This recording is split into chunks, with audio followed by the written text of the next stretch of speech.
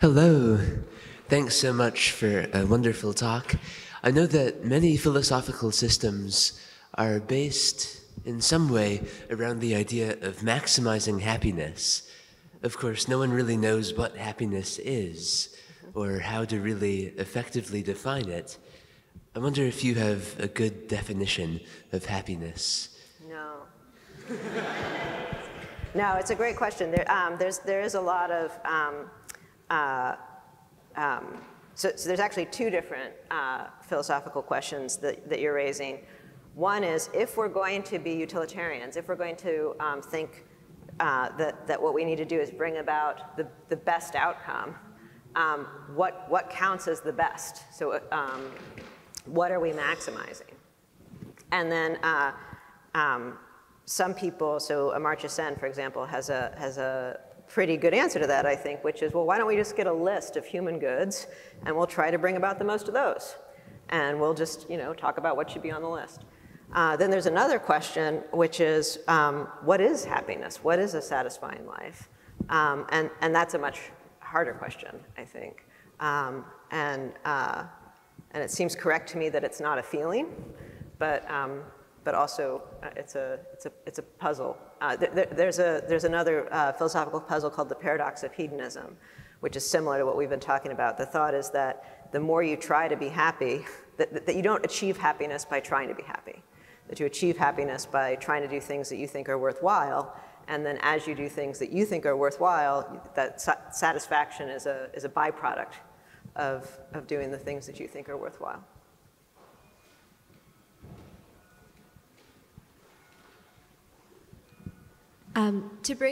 One thing I was curious is, you mentioned in season 3 how Michael finds a problem with the point system, which is that every action has unintended consequences. Mm-hmm. I'm curious because I think about this in my own life a lot. To what degree do you think we're morally culpable for far-reaching consequences of our actions, or how do you even go about establishing a bright line? I'm just curious on what your thoughts are. So what do you think? Oh, wait, wait. I'm going to ask her a question back. So what do you mean by morally culpable?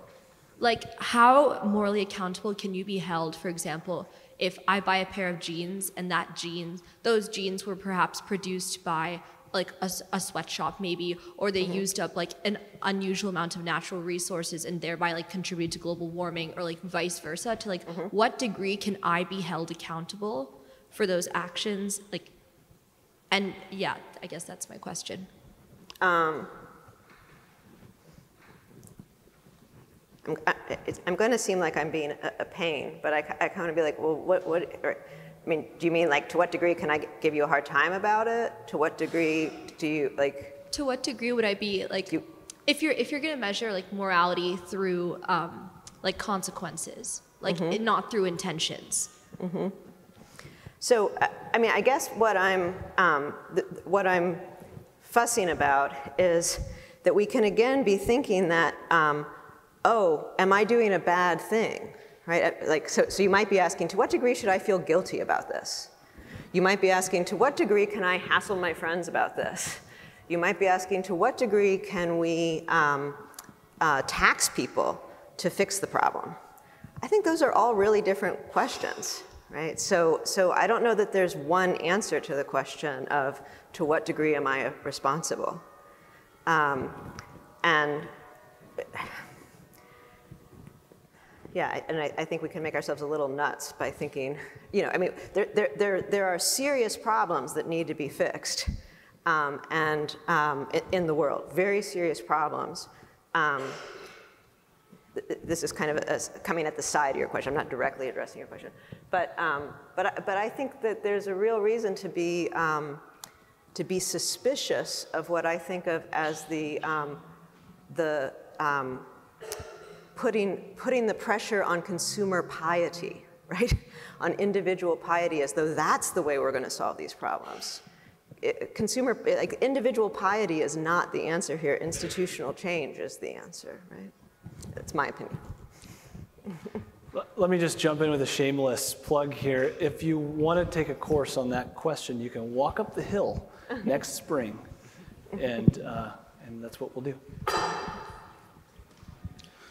So in the show, there's a lot of faith concepts that like routinely interact with philosophical concepts. So like the idea of like demons interacting on Earth with people, and like angels, demons. I mean, that sort of stuff, even if it's not a religious basis, like Plato, Socrates, like grew up in spaces where they believed in like tertiary and secondary influence. So like to what degree does like faith and like faith concepts influence, I guess, your work in like discerning philosophical questions? So I take it you don't believe in demons. No, it's a good question. So I was raised Catholic. I spent a lot of time in different religious contexts, and I'm no longer in that community, but it's pretty.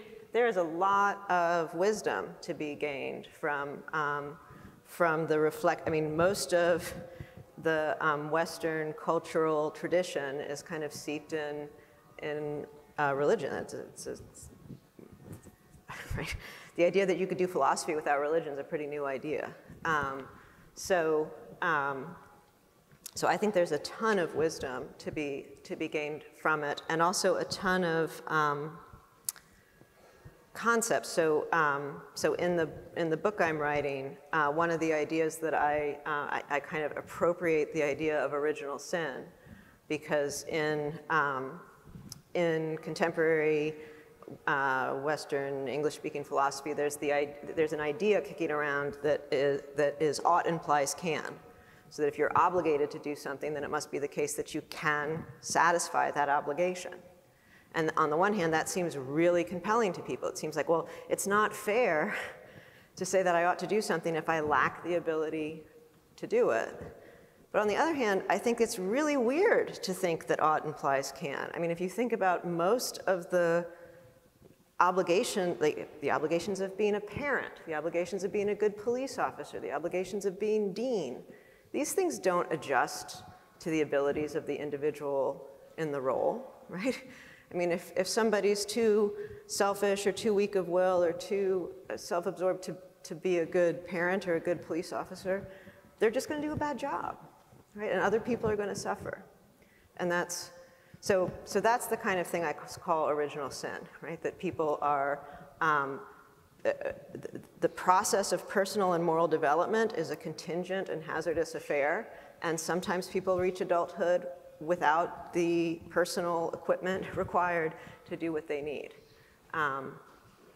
And so that idea is present in the religious tradition, and it's kind of there for the taking in an interesting way. You mentioned earlier that kind action requires this motivation of alleviating the burden of someone else, full stop. I'm wondering how you feel about the actor's obligation to engage with the unintended positive consequences that maybe was not part of their intention, but may come as a result of doing a kind action, and if the actor needs to reject that, or if they are allowed to enjoy the positive effects of doing something kind. That's very interesting. So you're worried that if I do something kind and then somebody like thanks me and like takes me out to dinner or something, that maybe I shouldn't, maybe be like, no, that's okay. Yeah.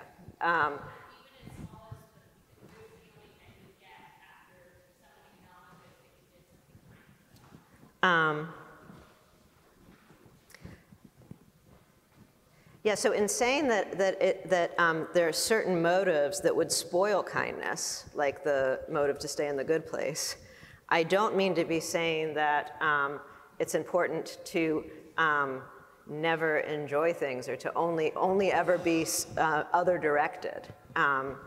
In fact, I think it's an interesting feature of a canon of philosophy that has not had women in it, that that the worst way you could possibly be is selfish, right? Whereas once you expand the community of voices, you find people who say, no, there's another thing you can be, which is too much of a doormat, too much, there's another way of going wrong, which is to basically to not be selfish enough. And so I think, you know, we need both. We need to properly balance those. I think we'll have time for 2 more quick questions. So we're reading The Republic in class, and in The Republic, Plato seems to have this idea that society really needs to be organized in a very particular way for the prolongation of a good moral world and good moral humans. And you had mentioned that to some extent, our individuals' morality is determined by social institutions. So how much flexibility do you think there is in the organization of a society? Can we have various types of governments, various types of cultures, religions, and still be moral? Or are there some boundaries that we absolutely need to adhere to in order to form a moral society? Great question. I'm just giving you my own answer, and my own answer is what you need is something like equal respect. And once you get equal respect for persons, you can do whatever you want. So there's a lot of variation, a lot of room for change, but not room for oppression, not room for domination. Final question?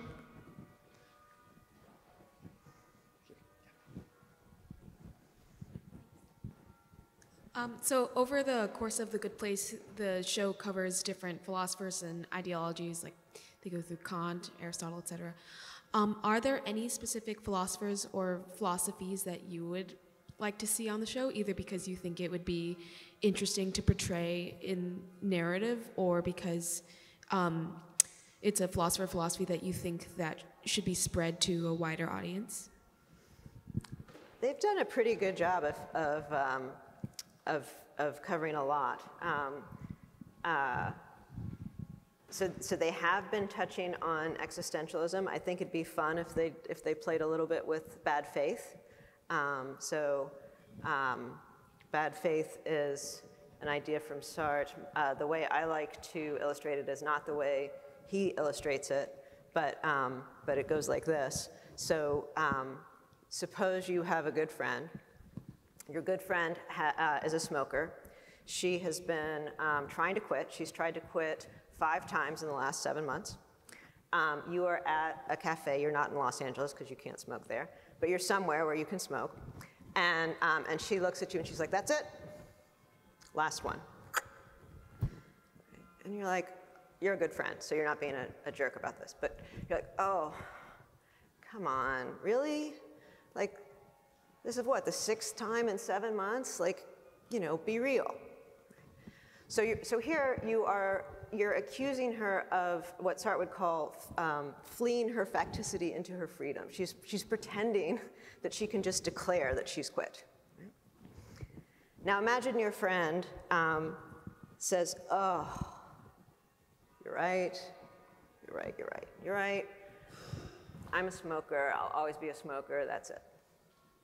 She's now switched to the other form of bad faith. She's now freeing her freedom into her facticity. Right?